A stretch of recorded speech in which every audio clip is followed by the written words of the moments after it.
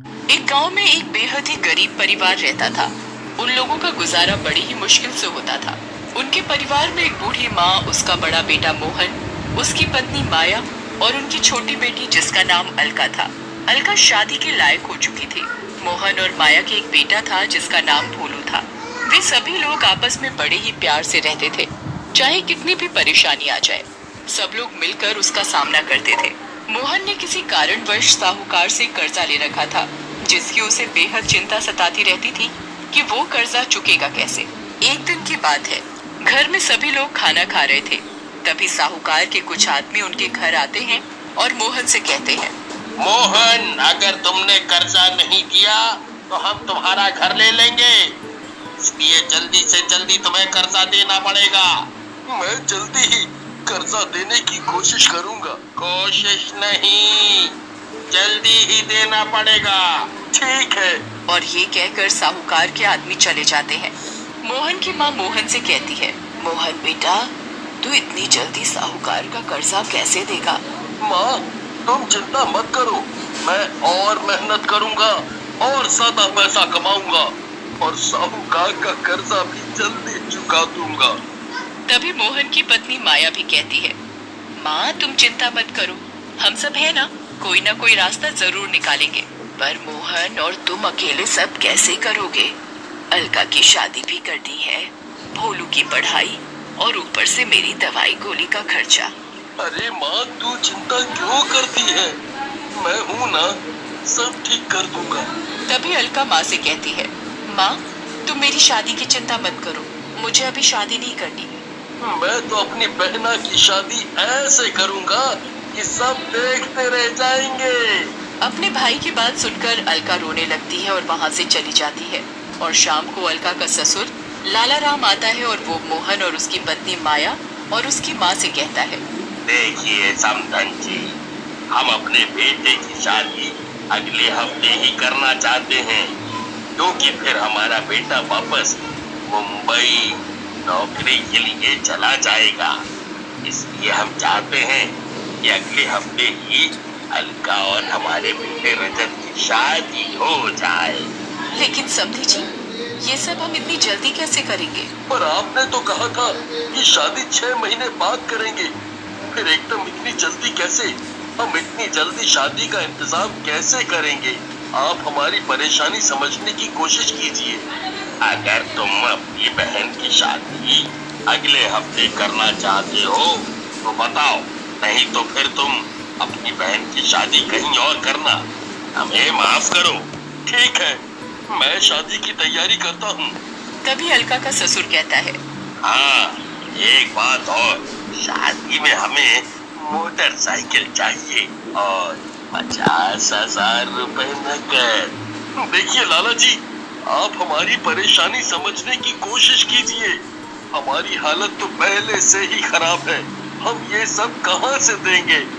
वो मुझे नहीं पता, ये तुम्हारा काम है। अगर तुम शादी में ये सब देने को तैयार हो तो बताओ, वरना मेरे बेटे के लिए रिश्तों की कमी नहीं है। और तुम अपनी बहन के लिए कोई और लड़का देखो जी। आप ऐसा मत बोलिए, मेरी बहन मर जाएगी। देखो मोहन बेटा, मुझे जो कहना था मैंने कह दिया, बाकी तुम्हारी मर्जी। ठीक है, मैं कहीं से इंतजाम करता हूँ, आप शादी की तैयारी करो। ये कहकर लाला राम वहाँ से चला जाता है। तभी माया अपने कमरे से अपने गहने लेकर आती है और मोहन से कहती है, ये मेरे गहने किस दिन काम आएंगे? आप इन्हें बेचकर अलका की शादी का इंतजाम करो। पर ये गहने तो तुम्हारे हैं, मैं इन्हें नहीं ले सकता। गहने जरूरत पड़ने पर ही तो काम आते हैं, इनकी जरूरत अब ज्यादा है, इसलिए आप इन्हें बेचकर अलका की शादी की तैयारियां करो। उन सब की बातें अलका कमरे से सुन रही थी। वो अपने घर वालों से कहती है, मैं शादी नहीं करूंगी, और उस घर में तो बिल्कुल भी नहीं जहाँ दहेज मांगा जाता हो।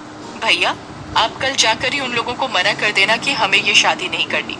तभी माँ भी मोहन से कहती है, हाँ मोहन बेटा, मैं अपनी बेटी की शादी ऐसे लालची लोगों के घर में बिल्कुल भी नहीं करूंगी, मना कर देना उन लोगों को। तभी भोलू रोता हुआ आता है और वो अपनी माँ माया से कहता है, माँ, मुझे बहुत जोरों से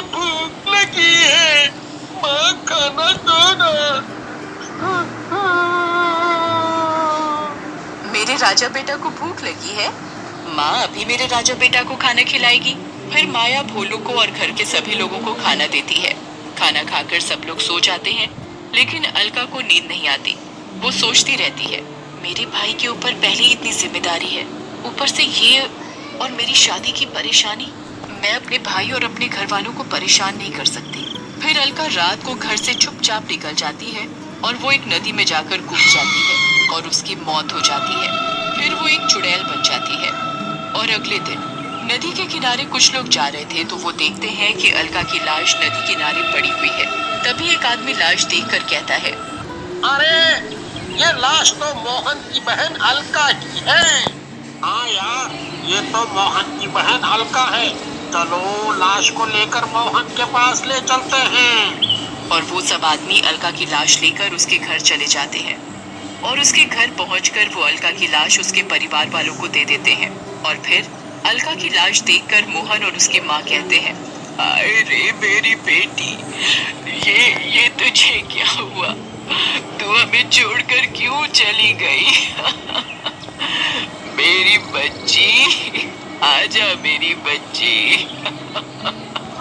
मेरी बहन, तूने एक बार भी नहीं सोचा कि तेरे बगैर तेरा भाई कैसे रहेगा?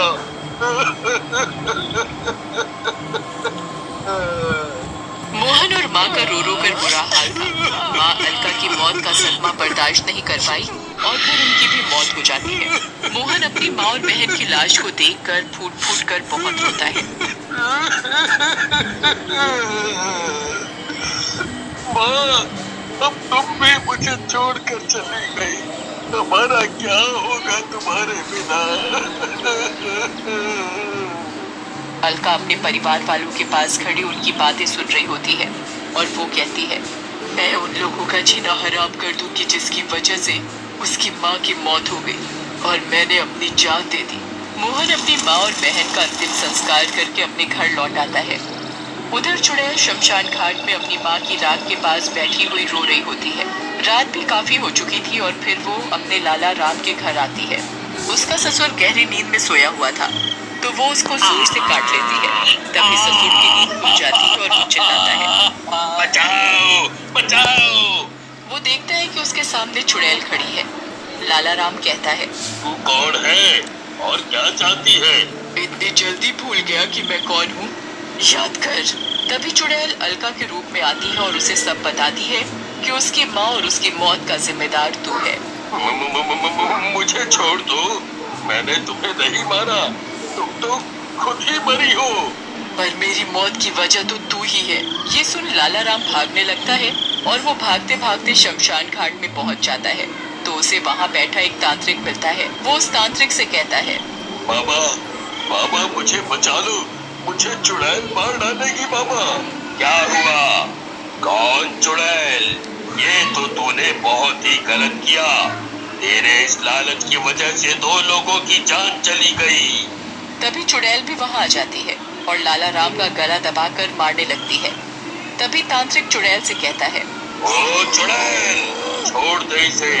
ए तांत्रिक, इसे छोड़ दे, ये मेरा शिकार है। मैं इसे मार डालूंगी और इसे मार कर ही दम लूंगी। मैं तुझे ऐसा नहीं करने दूंगा, ये गलत है। उन लोगों को सजा देने वाला भगवान है। ये कहकर फिर तांत्रिक चुड़ैल को अपनी बोतल में कैद कर लेता है और वो लाला राम से कहता है, अब तू घर जा, चुड़ैल तेरा कुछ भी नहीं बिगाड़ पाएगी। लाला राम अपने घर चला जाता है। फिर तांत्रिक भी अपनी कुटिया में जाकर साधना में लग जाता है। तांत्रिक अपनी साधना में लगा हुआ होता है। तभी अचानक एक बिल्ली न जाने कहां से आकर वो बोतल गिरा देती है और चुड़ैल आजाद हो जाती है और वो सीधा लाला राम के घर जाती है और लाला राम से कहती है, ओए लाला राम, उठ, तू इतनी जल्दी चैन की नींद नहीं सो सकता। लाला राम चुड़ैल की आवाज सुनकर उठ जाता है और चुड़ैल के आगे गिड़गिड़ाने लगता है और कहता है, मुझे छोड़ दे, मुझे छोड़ दे, मुझे माफ कर दे, मुझसे गलती हो गई बेटा, मुझसे गलती हो गई।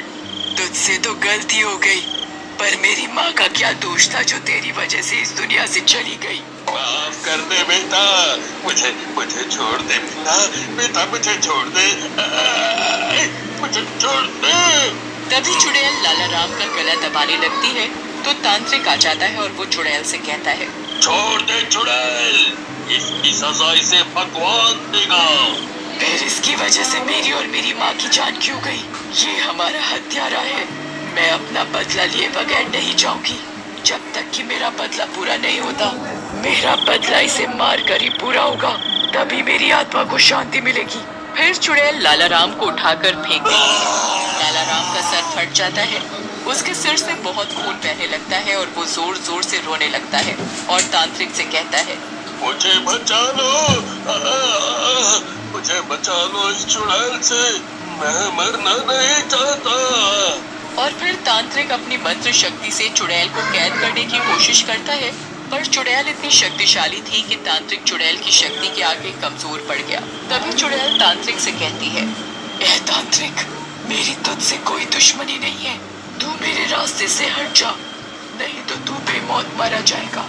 तभी चुड़ैल लाला राम के गले में अपने नाखून डालकर उसे मार देती है और जोर जोर से रोने लगती है और कहती है, अब जाकर मुझे शांति मिली, अब जाकर मुझे शांति मिली।